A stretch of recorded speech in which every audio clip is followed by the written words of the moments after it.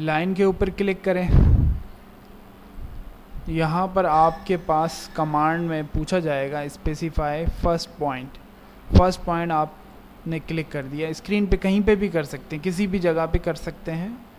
और अगर आपको फ्री लाइन लगानी है तो जस्ट आप क्लिक करते जाएं और जहाँ ख़त्म करना है एस्केप कर दें। दोबारा कमांड लगानी है या आप एंटर मार दें तो वही कमांड आ जाएगी। अब आपको अगर स्ट्रेट लाइन लगानी है, मिसाल के तौर पे मैं ये स्ट्रेट लाइन लगाने की कोशिश कर रहा हूँ, मगर मुझसे ये स्ट्रेट लाइन बाज़ दफ़ा लग जाती है और बाज़ दफ़ा नहीं लगती। तो स्ट्रेट लाइन लगाने के लिए क्या अच्छा और बेहतर तरीका है, उसके लिए आप यहाँ नीचे देख रहे हैं ये ऑर्थो मोड, इसको आप ऑन कर दें यहाँ से। अब आप देखें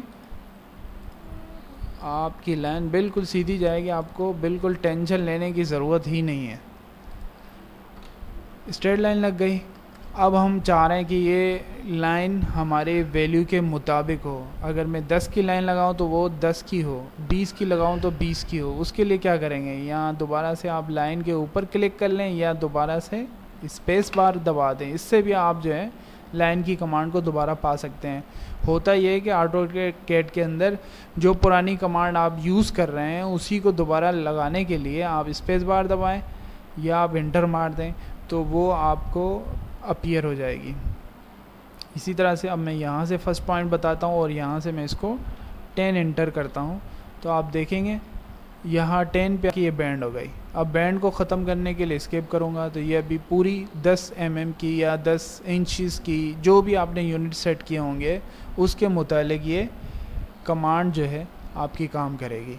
इसी तरह से अगर मैं वाई एक्सिस में लगाना चाहूँ तो ये मैं बॉटम से इसको बताया, अब मैं ऊपर की तरफ जा रहा हूँ। मैं यहाँ से इसको 15 अभी वैल्यू चेंज करते हैं। ये देखें जो ही मैंने वैल्यू चेंज किया, अब मैं स्पेस बार दबा दूँ, इंटर मार दूँ या एस्केप कर दूँ, ये तीनों चीज़ें सेम काम करती हैं, एक ही तरह का काम करती हैं। आप कोई सा भी ऑप्शन यूज़ कर सकते हैं। इसी तरह से मैंने आपको कहा था कि हम यूज़ करेंगे इरेज को। अभी हमारे पास स्क्रीन पे अच्छा खासा काम हो गया है, इसलिए हम स्क्रीन को क्लियर करने के लिए यहाँ से इरेज की कमांड लेंगे। इरेज करने के लिए आपसे ये खुद ही पूछेगा सिलेक्ट ऑब्जेक्ट कौन सा करना है। मिसाल के मुझे अगर ये करना है तो इसको सिलेक्ट करने के बाद या तो मैं स्पेस बार दबा दूं तो भी ये चीज़ ख़त्म हो जाएगी, या अगर मैं इसी कमांड को दोबारा रिपीट करने के लिए भी स्पेस बार यूज़ कर सकता हूं और एक विंडो बना के तमाम की तमाम को एक ही दफ़े में इरेज कर सकता हूँ। हमने देखा क्लियर हो गया। अब एक छोटी सी लाइन लगाएंगे। लाइनों के मुतालिक जो है वो जो हमारे पास मालूमात है उसको पहले क्लियर करना है कि लाइन, स्प्लाइन, पॉलीलाइन इन सब में फ़र्क क्या है। ये अभी मैंने लाइन लगा दी। अब मैं आता हूँ अपनी अगली लाइन की तरफ, स्प्लाइन की तरफ। स्प्लाइन अब देखिएगा मैं इसको फर्स्ट पॉइंट यहाँ ऊपर टॉप से बताता हूँ। इसी तरह से अगर मैं इसको और अर्थों को दोबारा से ऑफ़ कर दूँ तो ये मैं इसको फ्रीली कहीं पे भी लाइन लगा सकता हूँ। अब आप देख रहे हैं ये लाइन किसी ऐसे पुल की तरह या किसी जब आर्किटेक्चर लोग सिविल वाले यूज़ करते हैं वो ज़्यादातर इन्हीं फ्री हैंड टूल्स को यूज़ करते हुए अपनी लाइन लगाते हैं, वहाँ पे डायमेंशंस की ज़रूरत नहीं पड़ती। इसको क्लियर करने के लिए आप एंटर करते जाएं। 3 दफ़ा एंटर करेंगे आपका ऑब्जेक्ट पूरा हो जाएगा। अब हम आते हैं नेक्स्ट की तरफ, पॉलीलाइन की तरफ। पॉलीलाइन मैंने लगाना शुरू की। अब इसमें कोई बैंड नहीं है मगर ये एक तरह की कंटिन्यूस ये भी लाइन है। ठीक है, मैंने यहाँ पे इसको यहाँ पे किया, एक दफ़ा एस्केप कर लें तो ये आपकी लाइन ख़त्म हो जाएगी। अब आप देखें बाकी लाइनें लगा लेते हैं, फिर हम इसमें फ़र्क देखेंगे क्या फ़र्क है इनमें। ये आते हैं अभी कंस्ट्रक्शन लाइन की तरफ। कंस्ट्रक्शन लाइन मैंने यहाँ पे लगाई। अब आप देखें मैं इसको 2 अदर लाइनें लगा लेता हूँ, 3 लगा लेता हूँ आपके समझने के लिए। अब मैं एस्केप करूँगा, मज़ीद मुझे कमांड नहीं चाहिए। ड्रॉ में ड्रॉप डाउन में गए, यहाँ से रेस की जो है कमांड ले ली और मैं इसको भी लगा लेता हूँ ताकि ये तमाम लाइनें आपके सामने आ जाएं कि इनमें क्या चेंजिंग है। अब हम देखें, आप लाइन का यहाँ से लेके यहाँ तक एक ही टुकड़ा है, ये एक और टुकड़ा है, ये अलग-अलग आपको नज़र आने। अब देखें इस तरह से जब मैंने इसके ऊपर ये कर्सर लेके आता हूँ तो ये एक लंबी लाइन, मगर ये कर्वेचर वाली, इसमें ये फ़र्क है। इनके आगे जब हम काम करेंगे तो इनके यूजेस भी आपको समझ में आएंगे।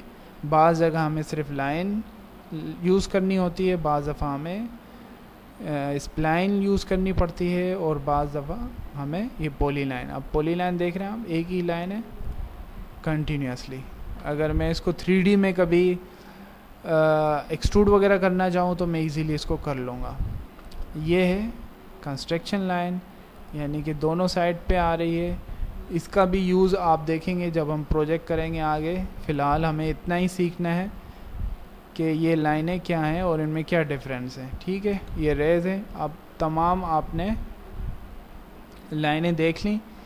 इनमें से अगर मैं बास को इरेज़ करना चाहूँ, या मैं इनमें से कोई जो है ट्रिम करना चाहूँ, ऑफसेट करना चाहूँ, तो ऑफसेट की अभी कमांड लगा के देखते हैं। ऑफसेट जो है ये रहा। ऑफसेट लिख कर भी किया जा सकता है और यहाँ से भी किया जा सकता है। सबसे पहले आप ऑफसेट में जो है वैल्यू देंगे। वैल्यू देने के लिए आप यहाँ से 2 इंटर कर लें, और जिस लाइन को आपने 2 mm इंचेस फिट जो भी आपने यूनिट सेट किए हुए होंगे वो ऑफसेट कर सकते हैं। अभी मैं इसको यहाँ से सिलेक्ट करता हूँ, और जिस तरफ मैं अपना माउस लेके जाऊँगा सीधे हाथ पे या उल्टे हाथ पे, उसी तरफ वो ऑफसेट हो जाएगी। 2 mm की वही लाइन दोबारा बनाने की ज़रूरत नहीं पड़ी हमें, और एज इट इज़ वो ऑफसेट हो गई और सेम डिस्टेंस के मुतालिक। इसी तरह से अगर ये मैं इसको ऑफसेट करना चाहूँ अंदर की तरफ, इसी तरह मैं इसको अगर अंदर की तरफ करना चाहूँ, आप देख रहे हैं ये हम इजीली वही ऑब्जेक्ट दोबारा भी बना सकते हैं। तो इसकी बाज़ दफ़ा हमें ज़रूरत पड़ती है। तो ये ऑफसेट की कमांड आपने देख ली। अगर आपको समझ में नहीं आए तो ये क्लिप आप दोबारा और बार देखिएगा ताकि आपको क्लियरली समझ में आ जाए। अभी हम देखेंगे ट्रिम की तरफ। ट्रिम, ये हमारी कमांड ये यहाँ पे है ट्रिम। ठीक है, ट्रिम में यहाँ से 2 ऑब्जेक्ट जो आपस में इंटरसेक्ट होते हैं उनको ट्रिम कर सकते हैं। मिसाल के तौर पे ये एक ऑब्जेक्ट था बाहर की लाइन, और ये कंस्ट्रक्शन लाइन इसको ओवरलैप कर रही थी।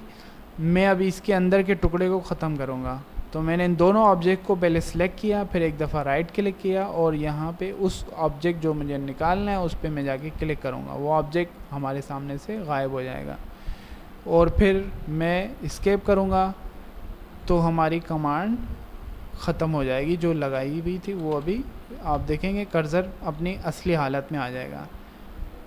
यहाँ तक यही था हमारा। लेसन नंबर 4 में चलते हैं और देखें हमें आगे क्या मालूमात मिलती है।